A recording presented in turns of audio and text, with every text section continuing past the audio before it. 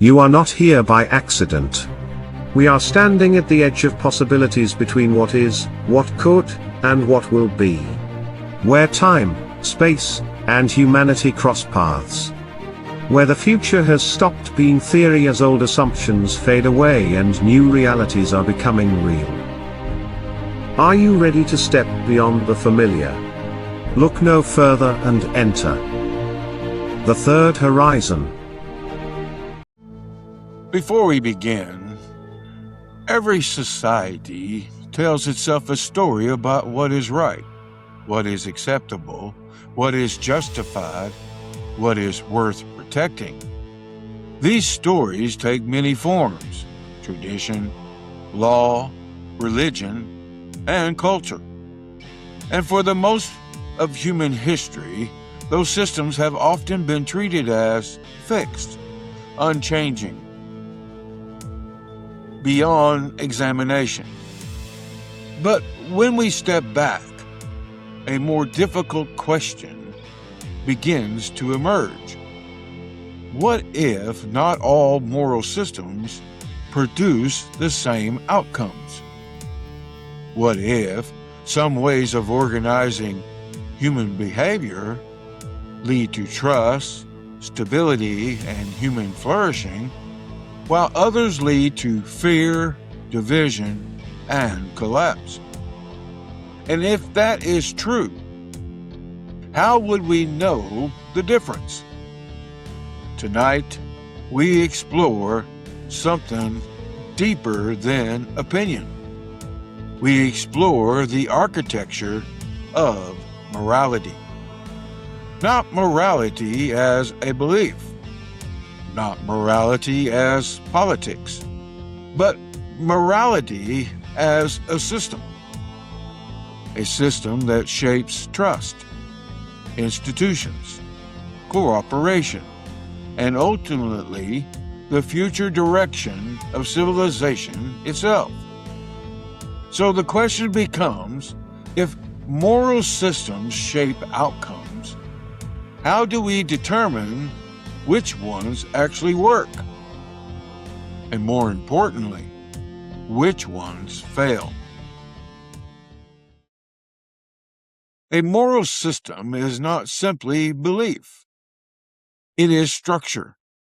It defines what behavior is rewarded, what behavior is punished, and what behavior is ignored. It tells people how to treat one another. And more importantly, it shapes what a society becomes over time. Because moral systems are not abstract. They influence families, communities, institutions, and entire civilizations. When those systems break down, when tribalism rises, when short-term thinking replaces long-view understanding, we begin to see the consequences. Trust erodes, cooperation declines, institutions weaken, and the future horizon begins to narrow. The result is not merely disagreement. It is systemic change. Because moral systems produce outcomes, trust or suspicion, cooperation or conflict, opportunity or control. Every civilization operates within one of those, whether it is acknowledged or not. There is a common ideal today that morality is entirely relative, that every culture defines its own values, and no systems can be meaningfully compared to another. At first, that sounds reasonable, but the ideal begins to break down under pressure. Because once a moral system begins to justify violence without accountability, exploitation as acceptable, or the removal of human dignity, it no longer operates as a neutral framework. It begins producing measurable outcomes, not just morally, but structurally.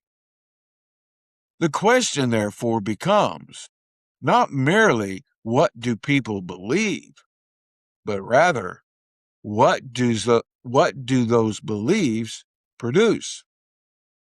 And once we ask that question, we move from opinion to analysis.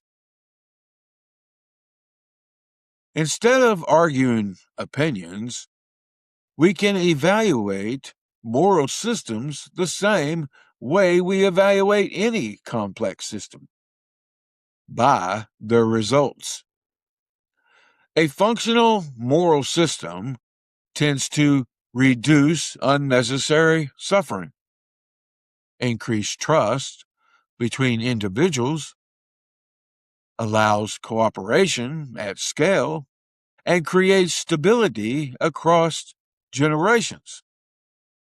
These are not abstract ideals. They're operating conditions that allow civilizations to function. History provides examples. The Quakers became known throughout Britain and America for honoring agreements and conducting business honestly. Their reputation reduced uncertainty.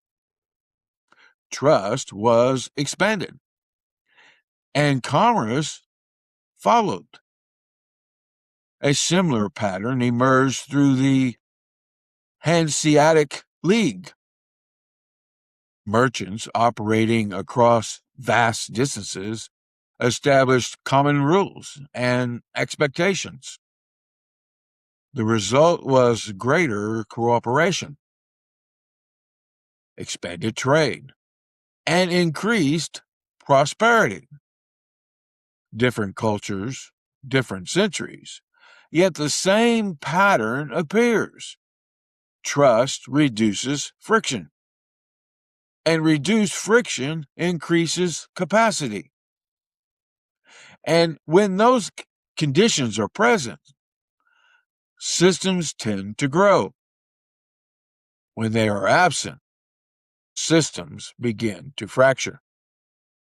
There may be one way to think about this more clearly, not simply as philosophy, but as a system. As a former mechanic, I spent years diagnosing engines. We had a model of what a healthy engine should look like. Then we used charts showing every stage of performance between optimal operation and failure. The goal was never simply to identify that something was wrong.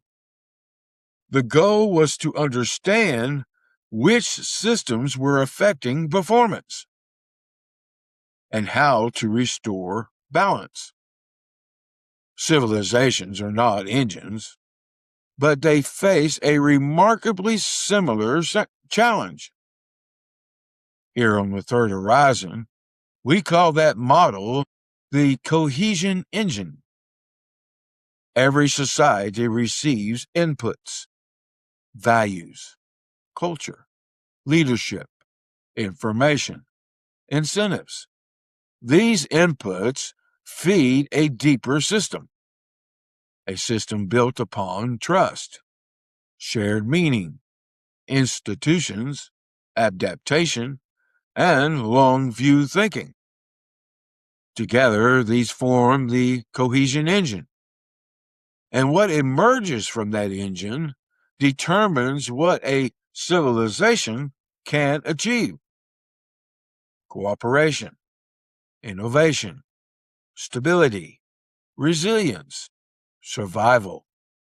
But every mechanic knows something else. Understanding how an engine works is only part of the story. You also need a way to measure how well it is operating. And that brings us to our next concept. Here on the third horizon, we call it the Cohesion Index, or simply CI. A simple ideal, but a powerful one. It asks, does a system bring people together in a way that builds trust, stability, and shared progress? Or does it divide, suppress, and degrade over time?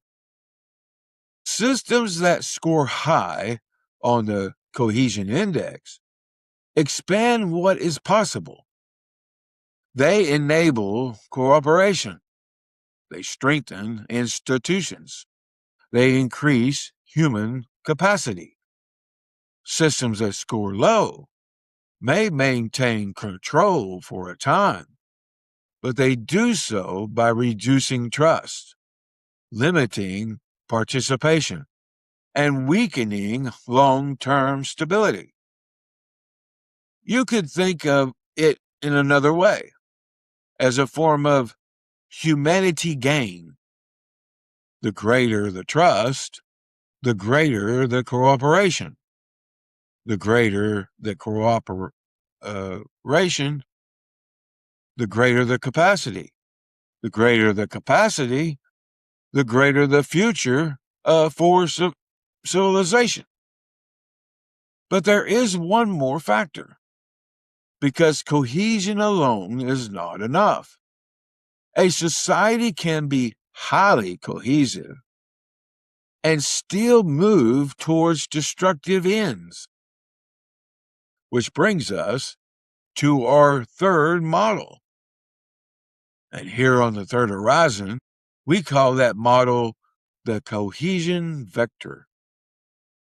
The cohesion vector asks a simple question. Where is the system going?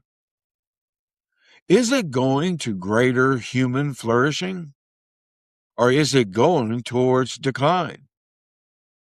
How about opportunity or control? Or maybe it is going towards cooperation or conflict. History provides powerful examples. Nazi Germany possessed high levels of internal cohesion. Institutions functioned. Industry expanded. Citizens mobilized around a common purpose. The cohesion engine was operating at high output. The cohesion index was relatively high. But the cohesion vector had become extreme. The system was moving towards oppression, towards conquest, towards war, and ultimately towards destruction. So contrast that with Britain during the Second World War. The nation faced extraordinary pressure. Cities were burned. Resources were scarce. The future was uncertain. Yet trust increased. Shared purpose expanded. Institutions adapted. The cohesion engine was strengthened. The cohesion index rose. And the cohesion vector remained focused on survival, freedom, and the preservation of society. The lesson is important. Cohesion alone is not enough. Direction matters. A powerful engine headed toward the wrong destination remains dangerous. There is one final model to help us think about this. not simply as individual examples, but as a pattern. Here on the third horizon, we call it the Cohesion Civilizational Scale, a framework that allows us to compare civilizations not by what they claim, but by what they consistently produce. At one end of the scale, we find fragmentation, distrust, instability, and decline. On the other end of the scale, we find resilience, cooperation, innovation, and human flourishing. The position of a civilization on that scale is not determined by any single factor. It emerges from the interaction of the cohesion engine, the cohesion index, and the cohesion vector. When those systems reinforce one another, civilizations expand what is possible. When they become misaligned, capacity begins to erode. History provides many examples. And when viewed through that lens, patterns begin to emerge. And now, a word for our sponsors. This episode of The Third Horizon is brought to you by CoinToss Coffee, a brand built on passion, family, and the bold leap into possibility. Every blend is handcrafted from Kevin's own recipes, including their best-selling Cowboy Roast, bold, smooth, and unforgettable. And right now, listeners of The Third Horizon can enjoy 10% off their order at cointosscoffee.com using promo code Horizon10. That is cointosscoffee.com. CoinToss Coffee. Take a chance on a better cup.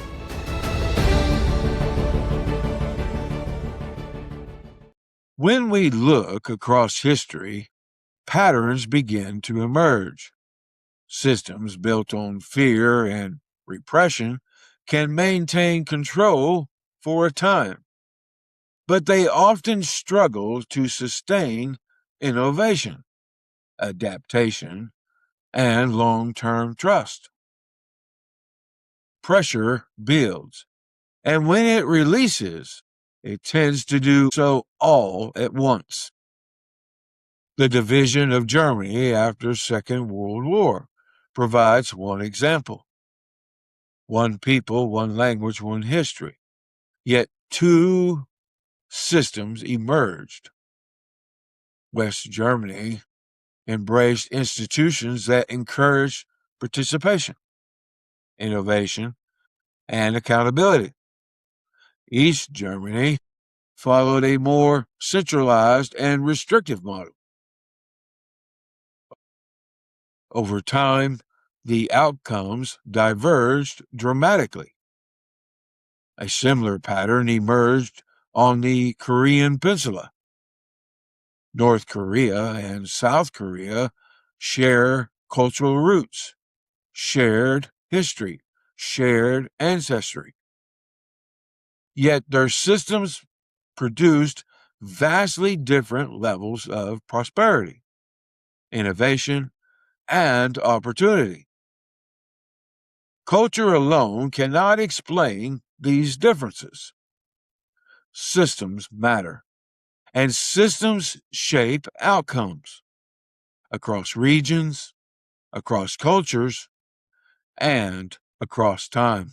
Across different traditions and philosophies, we see similar ideals emerge. Principles of reciprocity, concepts of justice and restraint, the ideal of treating others as you would want to be treated. Confucius taught, "Do not impose on others what you do not wish for yourself."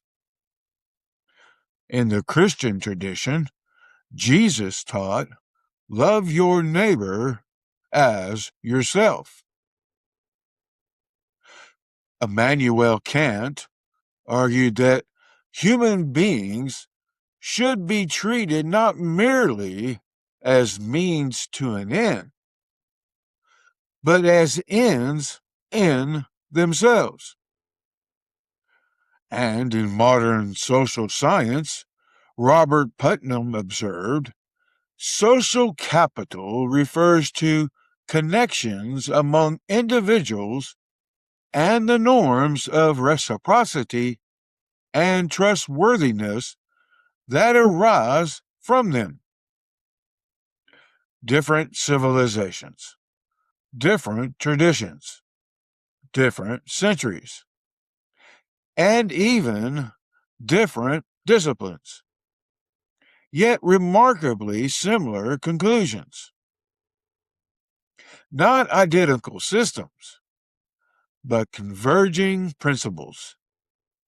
And those principles tend to align with systems that score higher on the Cohesion Index.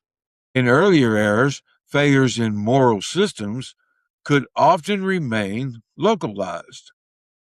Today, they scale. Technology amplifies everything. Communication spreads instantly. Decisions ripple globally. Systems interconnect. A breakdown in trust in one place can affect stability in many others. Consider social media. The same technology can strengthen communities, expand access to knowledge, and connect people across continents. Or it can amplify outrage, reward tribalism, and accelerate misinformation. The technology itself is neutral. The values governing its use are not. And as we move toward artificial intelligence, advanced biotechnology, and space-based systems, the question becomes more urgent. What kind of moral framework governs powerful tools? Because technology does not decide how it is used. People do. And people act according to the systems they operate within. As technology expands human capability, the impact of moral systems increases. Because systems that once affected regions now affect the entire world. And the margin for failure continues to shrink. And now, another word for our sponsors. This episode of The Third Horizon is also brought to you by FCA, Fine Consulting Agency. If you need high-level policy analysis, structured research, or strategic writing tailored for government, space governance, or nonprofit sectors, FCA delivers clarity, organization, and deep insight. Learn more at FCAOnline.info, that is FCAOnline.info. Some moral systems do more than maintain order. They expand possibilities. They encourage curiosity instead of fear, cooperation instead of isolation, responsibility instead of control. And when those conditions exist, human potential increases, innovation accelerates, institutions strengthen, societies become more adaptable. History provides powerful examples. Renaissance Florence created conditions that encouraged inquiry, creativity, and exploration. The result was an explosion of human achievement. Artists, engineers, scientists, thinkers, figures such as Leonardo da Vinci and Michelangelo emerged from an environment that rewarded curiosity rather than suppressing it. Contrast that with the Soviet Lysenkoism. Political ideology overrode scientific evidence. Agricultural science stagnated. Crop failures followed, not because people lacked intelligence, but because the system restricted their ability to pursue truth. Other systems do the opposite. They restrict thought, limit expression, concentrate power, and over time, they reduce the capacity of people to contribute. Not because people lack ability, but because the system does not allow it. This does not mean every society must look the same. Different cultures, different traditions, different beliefs will always exist. But there may be something deeper, a set of principles that consistently support human flourishing across differences, across borders, and across time horizons. It's not impossible.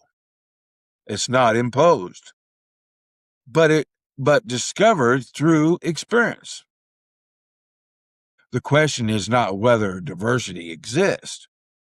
The question is whether the underlying structure supports dignity, cooperation, and adaptation. And of course, long-term stability. Because when those conditions are present, civilizations tend to expand what is possible. We are not passive observers of moral systems. We participate in them. We reinforce them. We challenge them. We pass them forward.